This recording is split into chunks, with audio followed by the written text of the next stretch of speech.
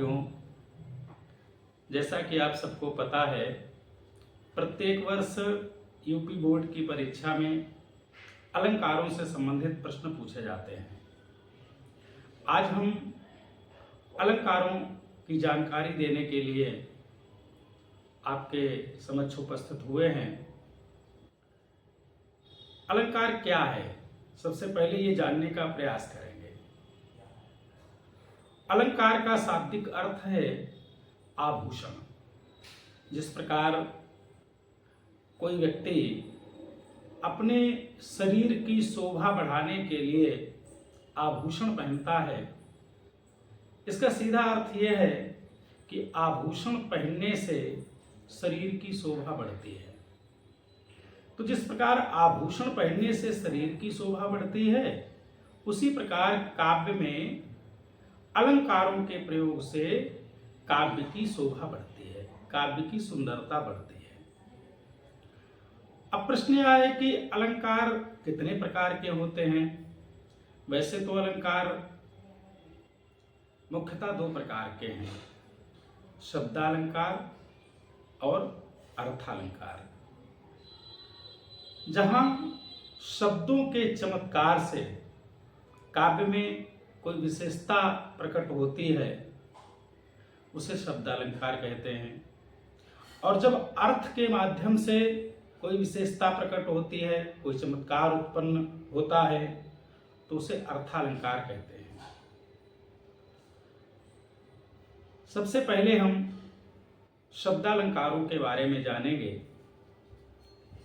शब्दालंकारों में एक अलंकार है अनुप्रास अलंकार।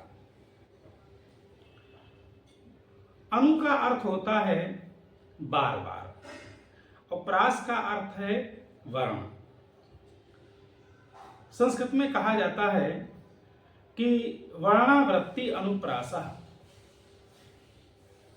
जिसका अर्थ है कि वर्ण की आवृत्ति ही अनुप्रास है। अर्थात बहुत सरल शब्दों में अगर हम देखें तो जहां किसी एक वर्ण की आवृत्ति बार बार होती है, एक ही अक्षर बार बार आता है, तो वहां अनुप्रास अलंकार होता है। जब हम कविताओं को पढ़ते हैं तो हमें बहुत से ऐसे उदाहरण मिलते हैं जिसमें एक ही अक्षर बार बार आता है।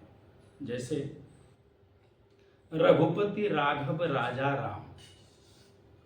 अगर इस पंक्ति में हम देखें तो रावण की आवृत्ति कई बार हुई है। रघुपति राघव राजा राम, 4 बार रावण की आवृत्ति हुई है। इसी प्रकार अन्य भी बहुत सी पंक्तियां हो सकती हैं, जिनमें कुछ उदाहरण हम आपको दे रहे हैं। आप उनकी तैयारी अगर करना चाहते हैं तो अपनी कॉपी में उनको नोट भी कर सकते हैं।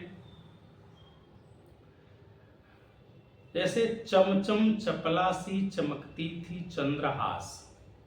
चमचम चपला सी चमकती थी चंद्रहास, इसमें चा वर्ण की आवृत्ति हुई है। या अगर हम देखें, चित चैत की चांदनी चाह भरी, चर्चा चलिवे की चलाइए ना।